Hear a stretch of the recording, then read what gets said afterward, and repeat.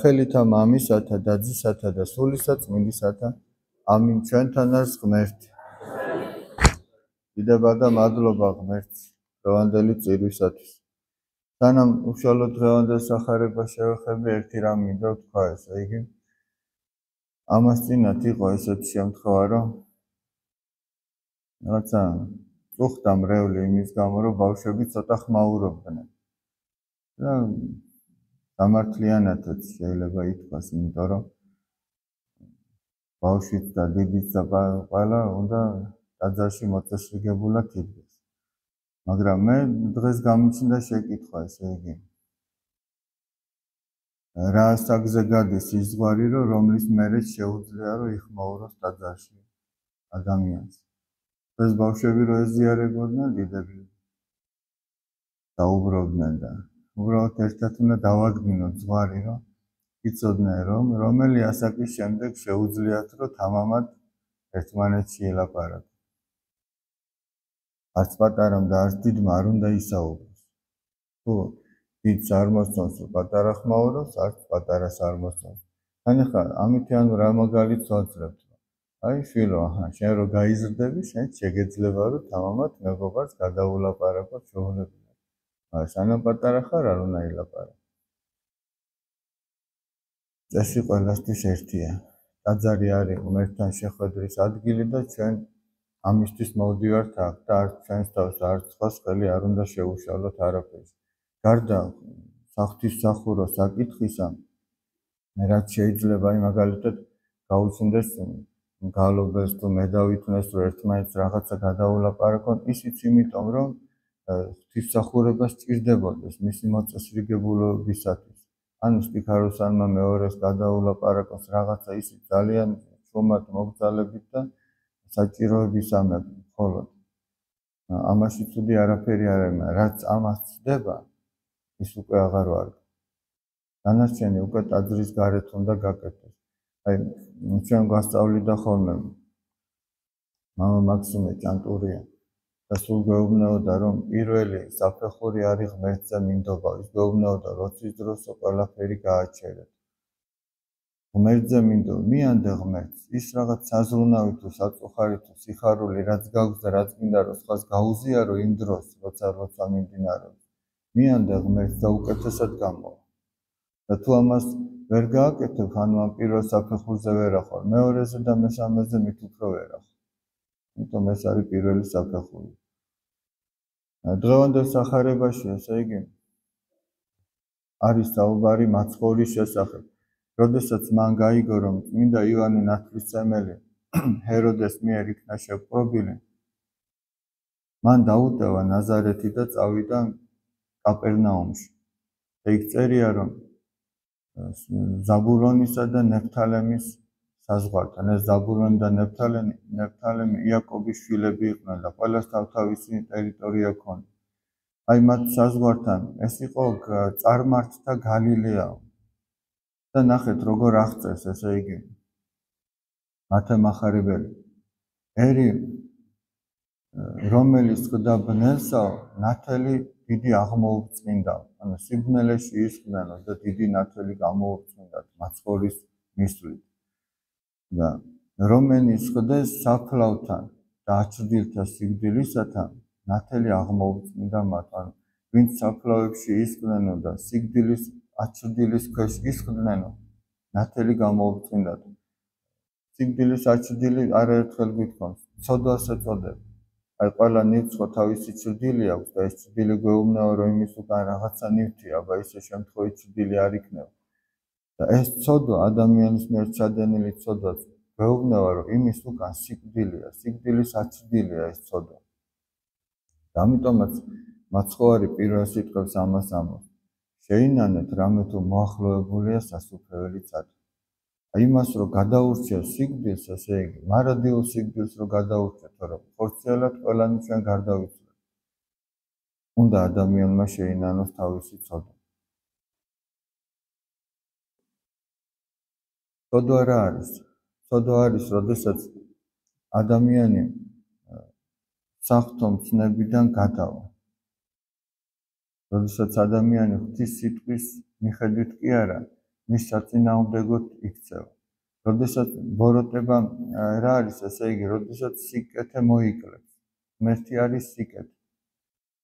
თუ ადამიანი ღმერთისკენ მიდის, ესე იგი ეს სიკეთისკენ მიდის და ცოდვა კლებულობს.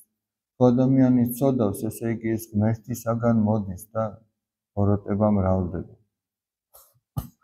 და იმისათვის, რომ ადამიანი ბოროტების გზიდან მოbrunდეს და სიკეთისკენ წავიდეს, იქ საჭიროა სინანული. სინანული ბერძნულად აი გონების ცვლილებას ნიშნავს. ადამიანი რაღაცა ესე რო ფიქრობს და ესე აკეთებს და შემდეგ სინანულისა შეიცვლება მისი გონება. სინანულის შემდეგ შეიცვლება და სხვაგვარად ფიქრობს. შეიძლება დღეს ადამიანი რაღაცას სიკეთეთ თვლიდეს, რომ ეს კარგია, ვიღაცას აჯობებს, ვიღაცას დასჭაგრავს, მოატყუებს და თავის თავს უთulis, რომ აი როგორ დახელოვნებულად გააკეთა ეს ყველაფერი, მაგრამ მერე მიხვდება, რომ ეს არის ცოდვა და ეს ცოდვა სიკეთეს არ მოუტანს არც მას და არც მის გარშემო მყოფებს და ადამიანი თავის გულშივე გრძნობს, ესე იგი, იმ ჯოჯოხეთს, რაც ცოდვას მოაქვს. ახლა შეუძლებელია ადამიანი უწმინდურად ცხოვრობდეს და გულში სიხარული ჰქონდეს. გარედან რა ეთყობა, ეს სხვა საკითხი. გარედან შეიძლება სხვები კიდევაც შენატროდნენ, რომ აი რა კარგად არის, რა ბედნიერია. მაგრამ ის რომ ერთი ერთზე დარჩება თავის სინდისთან, ის ბედნიერი ნამდვილად არ არის. რომ ცოდვა ადამიანს არ გაახარებს, აი გაიხსენეთ. როდესაც ღადარინელთა მხარეში მივიდა მაცხოვარი, ეშმაკეულები შემოხდნენ, ორი ეშმაკეული, რომელიც ეუბნეოდნენ, რომ ნუ ტანჯაო, რისთვის მოხვედიო ჩვენთან დროზე ადრე. სინამდვილეში ეს ეშმაკები, რომელიც ამ კაცშია ჩაბუდებული, ისინი ტანჯავენ და ევედრებიან, რომ თუ ამ კაცისგან განგვასხამო, ანუ თუ გაგვრაკავო ამ კაცისგან, ვიბრძანეო, რომ ღორებში შევიდეთ. და ამის განმარტებელი ნახეთ რას ამბობს. ანგელოზი, რომელიც ესე იგი იყო ნათლის ანგელოზი და ამპარტავნების და უმადურობის გამო ეშმაკად იქცა, რა აქვს სანატრელი, რომ ღორებში მაინც რო შეუშავ. ამის ნება რო დართო. ანუ რას ამბობს, რომ ცოდვამ რა გამოიწვია. აი ანგელოზი, რომელიც ღმერთთან სიახლოვით ხარობდა, რა გამოიწვია, რომ ენატრება, რომ ღორებში მაინც შეუშავ და ამის უფლებაც არ აქვს, სანამ ღმერთი ამას არ დართავს. ცოდვაც ესეა. ადამიანი ფიქრობს, რომ რაღაცა ეს ტკბილია, ეს გემრიელია, სასიხარულოა და ცოდვა სწორედ ამითი არის შეფუთული. მაგრამ სინამდვილეში ამას მოაქვს ჯერ ამ წუთის ოფელშივე ტკივილი, წუხარება, განსაცდელი და თუ ადამიანი არ შეინანებს, მარადიული დაღუპვა. ამიტომაც უფალი ამბობს, შეინანეთ, რამე თუ მოახლოებულია სასუფეველი წადი. ადამიანმა ყოველდღიურად აი უნდა იფიქროს იმაზე, იმ დღეს რა გაატარა, როდესაც საწოლში უნდა გაიხსენოს მთელი დღის ამბები, რა მოხდა დღევანდელ დღეს. მაგრამ ჩვენ სადგცალია ჩვენი თავისთვის. ჩვენ გვაინტერესებს მთელ სოფლიოში რა ხდება. და არ გცალია ჩვენი თავისთვის, მაგრამ რაში გვარგებს ახლა? სადმე რა ჩაიცა, სადმე ვის შეხვდა, სადმე ავარია მოვიდა. თან ახლა ეს ავარია რო გაინტერესებდეს იმისთვის, ესთვისაც აი მაგალითად მამა ვიტალის აინტერესებდა. მამა ვიტალი სიდორენკო სადაც ცხოვრობდა, თურმე იქ ხომ მურად იყო ერთხელ და გავიდოდა ხოლმე, სადაც ტელევიზორს უყურებდნენ და დაჯდა და უყურებდა და მაგრამ ის უყურებდა იმისთვის, რომ მოესმინა, სად ვის რა დაემართა, რომ მოდიოდა და მათთვის ლოცულობდა. ჩვენ ახლა ამისთვის უყურებთ, რომ აი დავუშვათ გაიგო რომელიღაც სახელი გაინტერესებდეს, რა ქვია, რომ თუ იმეს რამე უბედურება შეემთხვა, რომ წამოხვიდე და ილოცო. არ მგონია, რომ ამას აკეთებ. ამიტომ აი ადამიანს უნდა აინტერესებდეს თავისი თავი. ეგოისტურად კი არა. არამედ როგორც წმინდა სერაფიმ სარაველი ამბობს, იცხონეო შენი თავიო და შენს გარშემო ათასები ცხონდებიან. თუ გინდა რომ სხვასაც სარგებელი მოუტანო, შენ უნდა იყო ასეთი. შენ უნდა ჯერ შენი თავი განიკურნო. როგორ ამბობს უფალი, რომ რატომ ეძებო ბეწვს სხვის თვალში, როცა შენს თვალში მორია. როგორ ეუბნები ძმას, რომ მაცადეო და ამოგიღო ეგ ბეწვიო, როცა შენს თავში ამხელა ცოდვა. ზოგჯერ ჩვენ ასე ვართ, რომ ჩვენ რაღაც დიდი ცოდვები გვაქვს, დაფარულია ჩვენი ცოდვა, არავინ არ იცის და სხვას პატარა რაღაცების გამო შენიშვნებს ვაძლევთ და ვეუბნებით, რომ შენ ასე უნდა ქნა, შენ ისე უნდა ქნა და არა და ჩვენში რა მდგომარეობა. აი, როგორ იყო ნათქვამი, რომ ერი, რომელიც სიბნელეში ისხდა, დიდი ნათელი გამოუბრწყინდა. და ეს ნათელი ჩვენამდეც მოვიდა. აი, მაგალითად, პირველ საუკუნეში წმინდა ანდრია პირველწოდებული მოვიდა ჩვენთან, როდესაც ჩვენი ერის მართლა სიბნელეში იჯდა. სიბნელეში, სულიერ სიბნელეში. მერე მოვიდა მასთან ერთად სიმონ კანანელი, მატათა მოციქული, ბართლომე მოციქული. მეოთხე საუკუნეში წმინდა ნინო მოვიდა ჩვენთან. აი, სწორედ ხვალ არის მისი დღესასწაული. წმინდა ნინო მოვიდა ჩვენთან, რომ ეს ნათელი შემოეტანა. შემდგომ 13 ასურელი მამა მოვიდა იმისათვის, რომ ჩვენში ეს განამტკიცებინა. ანუ ამით რას ვამბობთ, ნახეთ, აი, ერთხელ მიღება კი არ არის საკმარისი.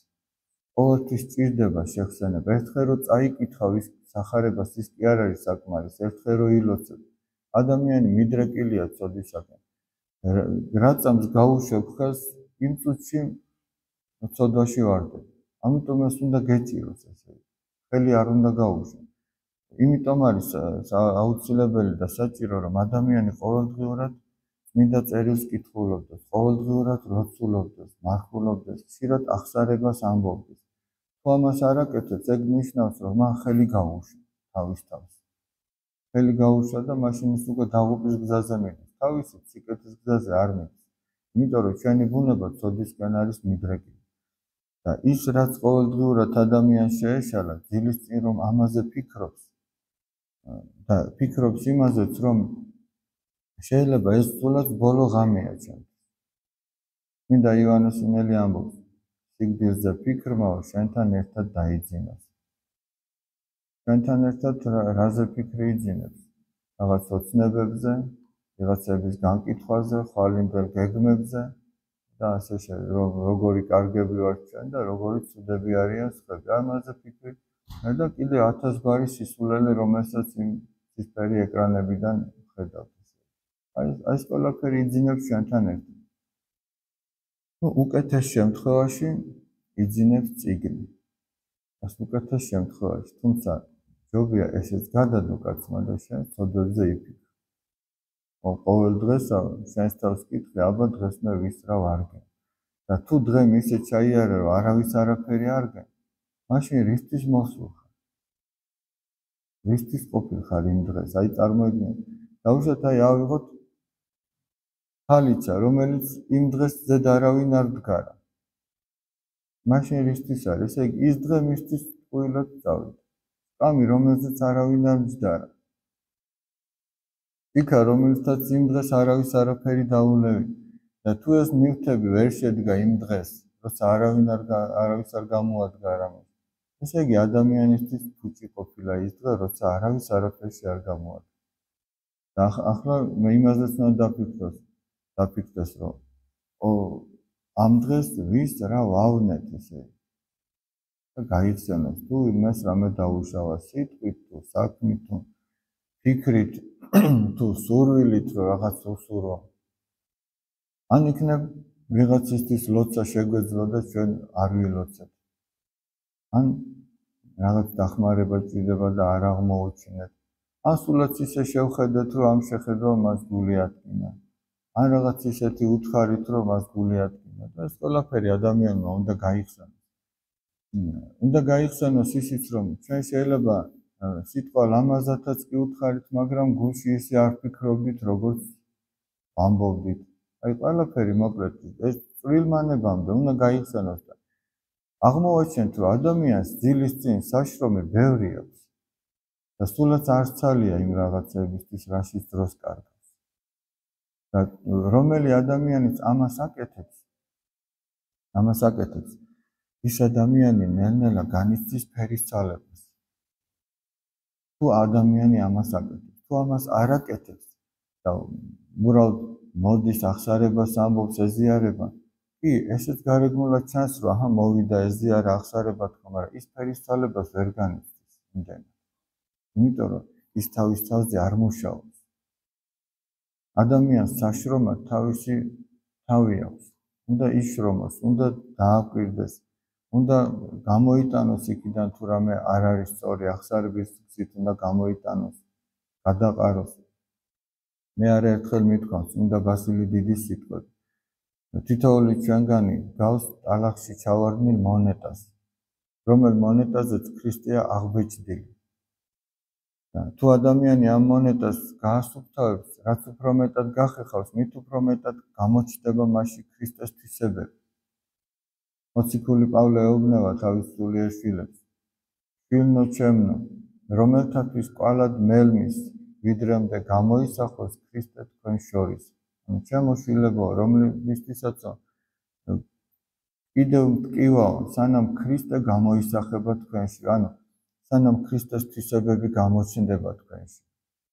ეხლა ადამიანი, რომელშიც ქრისტეს თვისებები გამოჩნდება, დაუშვათ ბავშვი, რომელშიც ქრისტეს თვისებები გამოჩნდება, მიმტოებლობის, თამდაბლობის, მორჩილების, სიყვარულის, უანგარობის თუ სხვა, ესეთი რომ თავის კლასში შევა. არ იქნება ის ნათელი, რომელიც იმ კლასს გამოუწმინდება, იქნება ის ნათელი, რომელსაც შეხედავენ და ის აუცილებლად მოეწონებათ მისი თვისებები. ან სტუდენტი, რომელიც უნივერსიტეტში მივა და ესეთი იქნება შინაგანად, რომ ქრისტეს თვისებები გამოჩნდება მასში. ისიც ბევრ ადამიანში გამოიწვევს სურვილს, რომ მიემსგავსოს მას. ვიღაც თავის სამსახურში, ვიღაც თავის ოჯახში, ვიღაც თავის უბანში და ასე შემდეგ. და ჩვენ როდესაც აღმოვაჩენთ, ესე იგი, რომ ვიღაცა როგორი უნდა იყოს ქრისტიანი ადამიანის განწყობა და დამოკიდებულება. ჩვენ თუ აღმოვაჩენთ, რომ ვიღაც უღმერთოდ ცხოვრობს, ვიღაც უწმინდურად ცხოვრობს, ამაში ქრისტიანმა საკუთარი თავი უნდა დაადანაშაულოს. მე რომ ისეთი ყოფილიყავი, როგორც ქრისტიანს შეშვენის, შეიძლებოდა ის ეგრე უზნეოდ არ მოქცეული. იმიტომ რომ იმ ადამიანებს, ვინც უზნეოდ იქცევა და უღმერთოდ, ხო აქვთ შეხება ადამიანებთან, ისინი ცალკე ხო არ ცხოვრობენ. მორწმუნეების და ურწმუნოების ერთად ცხოვრობენ, ერთ ოჯახში ცხოვრობენ, ერთ უბანში ცხოვრობენ, ერთ ქალაქში და ქვეყანაში. შეხება მორწმუნეს და ურწმუნოს ერთმანეთთან აქვს. წმინდას და უწმინდოს ერთმანეთთან აქვს და თუ ეს წმინდა მართლა ისეთი წმინდა, მაშინ ის რაღაცა გავლენას იქონიებდა იმას, შეცვლიდა რაღაცას. ახლა მაგალითად,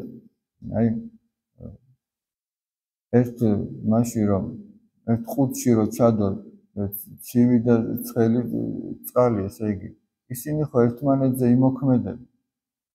ერთი გაგრილდება, მეორე გაცხელდება, მაგრამ თუ ერთი იმდენად ცხელია, ძალიან ცხელი თუა, ის უფრო მეტად იმოქმედებს იმას, უფრო მეტად გაათბობს, ვიდრე თვითონ გაგრილდება. მაგრამ თვითონ თუ ნერთბილია, აბა სხვას რას გაათბობს. ამიტომაც ქრისტიანი უნდა გულმხურვალე იყოს და უნდა ფიქრობდეს საკუთარ თავზე. თუ ვინმეს განკითხვა უნდა საკუთარი თავი განიკითხოს. რა, ცოტა სიპოვის განსაკითხავს, ბევრ სიპოვს. და ამიტომ აღარ დარჩება დრო სხვაზე ლაპარაკისა, სხვების განკითხვისა და განკითხვაში, ესე იგი, იმალება საკუთარი თავის, ესე იგი, დიდად წარმოდგენა, ამპარტავნება. როდესაც ჩვენ სხვას განვიკითხავთ, ესე იგი, ჩვენ ამაყები ვართ, ამპარტავნები ვართ. როდესაც ჩვენ სხვას განვიკითხავთ, ჩვენ უსიყვარულოებით ვართ. და როდესაც ჩვენ სხვას განვიკითხავთ, მაშინ ვწყვეტ სინანულს საკუთარ ცოდვებზე, როგორც ერთ-ერთი წმინდა მამა ამბობს. ნიშანი იმისა, რომ ადამიანმა საკუთარ ცოდვებზე სინანული შეწყვიტა, არის ის, რომ ის სხვას განიკითხავს. იმიტომ რომ ორივე ერთად შეუძლებელია. თუ ადამიანი ნანობს თავის ცოდვას, იცის, რომ ამ ცოდვასთან მორევა ეგრე ადვილი არ არის. და ისიც იცის, რომ სხვა თუ ცოდვაში ვარდება, ფიქრობს, იქნება ესეც როგორ ებრძვის თავის თავს და ჯერ ვერ მორევი. და განკითხვის სურვილი კი არა, თანაგრძნობის სურვილი გაუჩნდება. თანაგრძნობა გაუჩნდება, იმიტომ რომ ისიც იბრძვის და ვერ ერევა. და აღმოაჩენს, რომ ჩვენ ერთ მხარეს ვართ. ჩვენ სხვადასხვა მხარეს კი არა ვართ, ჩვენ ერთ მხარეს ვართ და ჩვენ საერთო მტერი გვყავს. ადამიანის ცხოვრების დაუძინებელი მტერი, ანუ ეშმაკი. და მერე განკითხვის კი არა, მისთვის ლოცვის და მისი თანაგრძნობის სურვილი გაუჩნდება. და ესეთი დამოკიდებულება უნდა ჰქონდეს ერთ მორწმუნეს მეორის მიმართ. ეს არის ეკლესიური აზროვნება. ეს ეკლესიური აზროვნება, რომ ესე იგი მიხვდეს ადამიანი, რომ ეს ერთი ოჯახი, ერთი მთლიანობა, რომელსაც ერთი მიზანი აქვს სულის გადარჩენა და რომელ მიზანსაც ერთი საერთო მტერი ყავს. და რომელი მტერიც, როგორც მოციქული ამბობს, როგორც ყვირალი ლომიო, ისე დაძრწის, რომ თავისი საკბილო იპოვოს. სად იპოვოს? ჩვენ შორის იპოვოს. ვიღაცას ფეხი წაუწდეს, გაიტაცოს. და თითოეული ასეთი გატაცებულისთვისაც ადამიანი უნდა ლოცულობდეს. გატაცებულში რას გულისხმობს? ვიღაცა აღარც ლოცულობს, არც მარხულობს, დიდი ხანია აღსარება არ უთქვამს, არ ზიარებულა. ჩვენ ვიცით წმინდა ეზეკიელ წინასწარმეტყველის სიტყვები, რომელსაც სული წმინდა ამბობს მისი პირით. როგორც ჩვენ წამშიც კითხულობთ, რომელი იტყოდა წინასწარმეტყველთა მიერ, სული წმინდა ამბობდა წინასწარმეტყველთა პირით, რომ რა მდგომარეობაშიც მოუსწრებს ადამიანს სიკვდილი, იმ მდგომარეობით განიკითხება ღვთის წინაშე. და თუ ადამიანს მოუსწრებს სიკვდილი, იმ მდგომარეობაში, რომ მიატოვა ყველაფერი და ურწმუნოზე ნაკლებად არ ცხოვრობს, მაშინ მისთვის ძალიან მძიმე შეიძლება აღმოჩნდეს. ამიტომაც არ უნდა გადადო, არ უნდა თქვა, რომ როცა მერე გააკეთო. იმიტომ რომ ის მერე შეიძლება არ დადგეს. მერთმა მოგვანიჭოს ჩვენ ძალა სინანულისა, საკუთარ ცოდვებზე ფიქრისა, სხვისი მცოდველობისადმი თანაგრძნობისა, ესე იგი, არა ცოდვისადმი, არამედ თავად იმ ადამიანისა, იმიტომ რომ ქრისტიანს ადამიანი უნდა უყვარდეს, როგორც წმინდა იოანე ოქროპირი ამბობს, მაგრამ ცოდვა უნდა ზულდეს. ის დაავადება, ცოდვა უნდა ზულდეს და ადამიანი უნდა უყვარდეს. მაგრამ ეგ იმას არ ნიშნავს, რომ ესე იგი ადამიანის შესახებ ისაუბროს რაღაცა, მისი ცოდვების შესახებ ისაუბროს და თვითონ მოიტყუოს თავი, რომ ეს სიყვარულით ვლაპარაკობ ახლა სხვაზე. ჯობია საერთოდ არ თქვა. თუ რამის თქმა გინდა, ილოცე მისთვის და ამითი უფრო უშელი ადამიანი. მერტ შეგვეციოს, ღმერთმა დალოცული და გახარებულები გამყოფ.